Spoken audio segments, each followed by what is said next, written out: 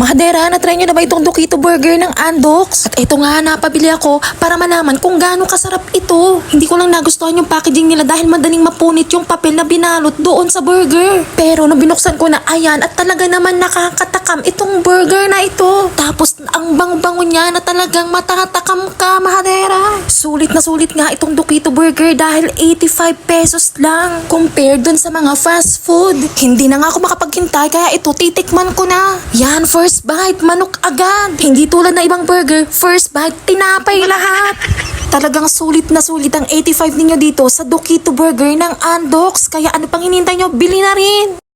Mahadera, na-try nyo na ba itong Dukito Burger ng Andox? At ito nga, napabili ako para malaman kung gaano kasarap ito. Hindi ko lang nagustuhan yung packaging nila dahil madaling mapunit yung papel na binalot doon sa burger. Pero nung binuksan ko na, ayan, at talaga naman nakakatakam itong burger na ito. Tapos ang bango-bango niya.